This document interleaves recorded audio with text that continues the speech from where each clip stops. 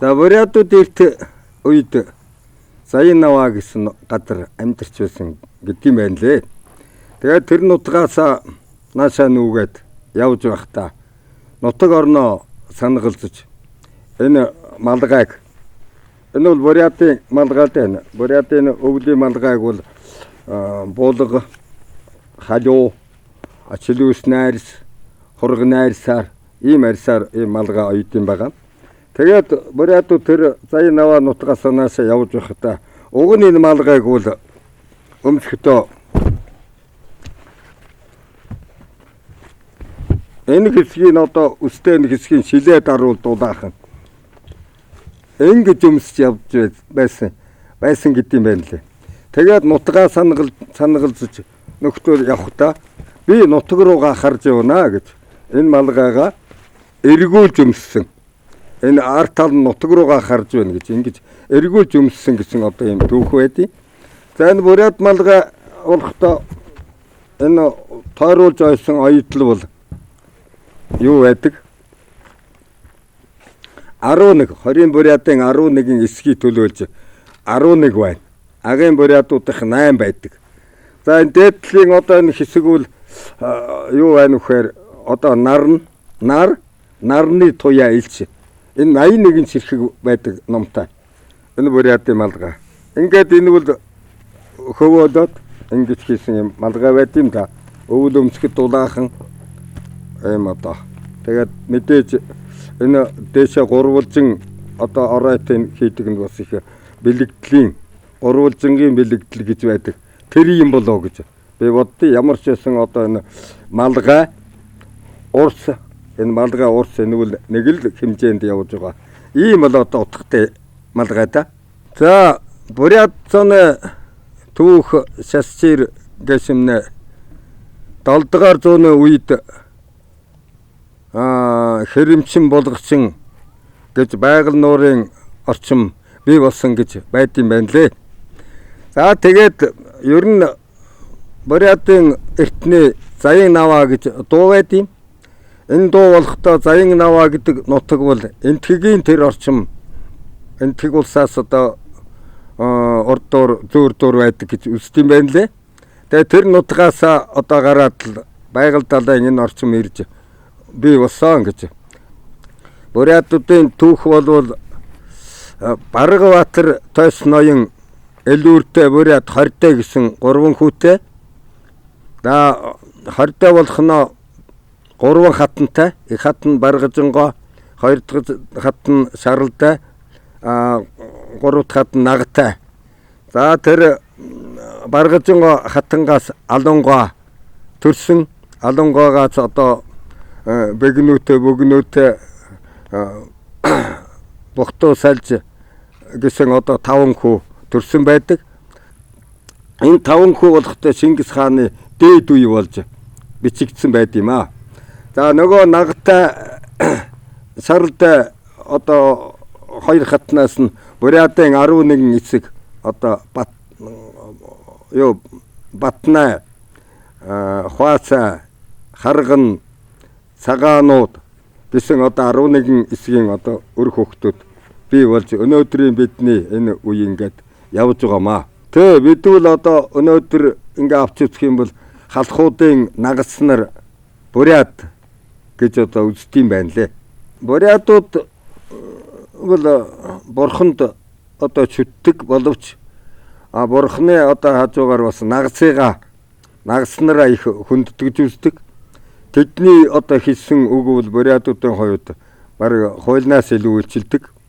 За нагас нар бол одоо өнчирсэн зовсон одоо бурятад өнчин хүүхэд байхгүй гэж ингэж яригддаг. Яригдж ирсэн олон зууны турш яригдж ирсэн одоо ч тийм байгаа.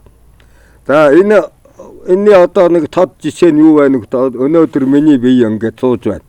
10 наснда дүүтэйг өлдөж бүтэн өнчирсэн ч би өнөөдөр хэдэн нагас нарынхаа хүчээр хэдэн нагас нарынхаа сайхан хайр халамжаар одоо өнчирлийн одоо тэр зовлонг багамссан да гэж өөрийгөө бодож явдсан байгаа. Тэгээ нагас нар бол бас дээрхэн үед одоо зээгийнх өвдөж зовох янз бүрийн одоо барьцад болохоор нь одоо аргалдаг тийм одоо ардын уламжилт гэх юм уу да. Тийм арга байд юм. Энэ их түгээмэл биш. За яг хөө зээгээ одоо цамцын тайлуулж дөрвөн хөллүүлээд шүдрөөр балбадаг. Тэгээд тэр одоо зээд нь одоо байж исэн одоо янз бүрийн муу зүйлүүд одоо зайлдаг гэсэн. Ийм одоо нэг одоо домог тэгсэн мөртлөө амьдралд хэрэгжиж ирсэн нэг юм байд юм аа.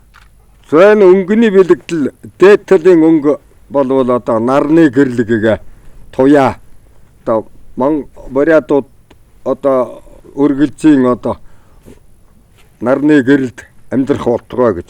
Энэ харн болвол бурятуудын одоо туулж өнгөрүүлсэн зовлон. Сагаан бол одоо энэ бол бэлэгдлийн агуу хүч чадлыг бэлэгдсэн улаан өнгө.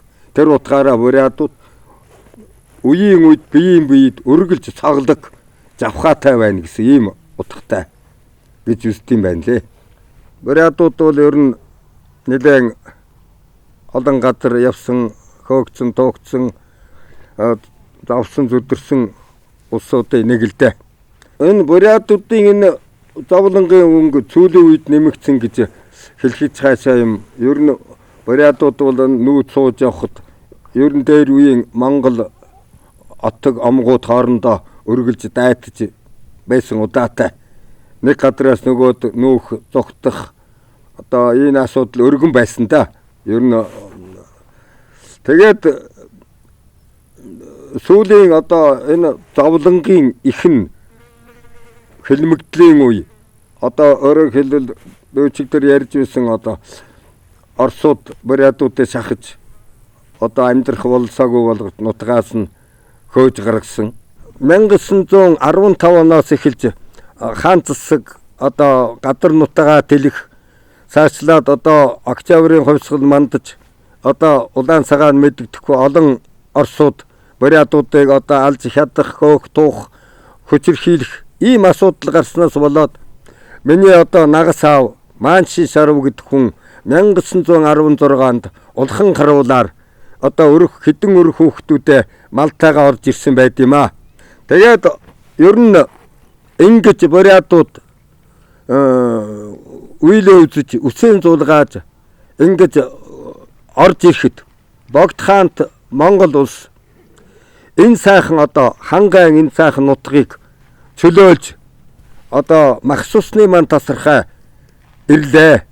Эднээгээ бид харж үзэн хандна гэж ингэж энэ сайхан нутагт бид амьдарч бурят өнөөдөр хүн шиг одоо хангалцж яваагаа маань гавья. Яалтчгүй халах төмний маань сайхан одоо биднээгээ ардаан өөрч өвөртөө тэрч авсан энэ сайхан зүйлээ гэж одоо бурятууд үеийн үед биеийн бид өргөлж бодож явдаг юм аа. Ер нь тэгээд бид чинь ер нь шашингүй нийгэмд өссөн болохоор хүмүүжсэн болохоор амьдэрсэн болохоор бурхан шашин мэдэхгүй өдөө хөрлөө. За энэ Монголын одоо Монгол орнд амьдарч байгаа бурятууд дотроос бурят одоо зан занчлаа боломжийн авчива хүмүүс бол дорнотын агын бурятууд байдیں۔ Тэд дундаа Дашвалвар сумын бурятууд бол одоо тэр огтуд нь басган дээлээ, авгайнар нь хамган дээлээ. За тэгээд бурят хүн чинь гоёлын дээр, ажлын дээл одоо ингээд ердийн өмсдөг олон дээл хувсаа бүгдийг одоо хэрэгжилж зан занчлаа одоо хадгалж яваа.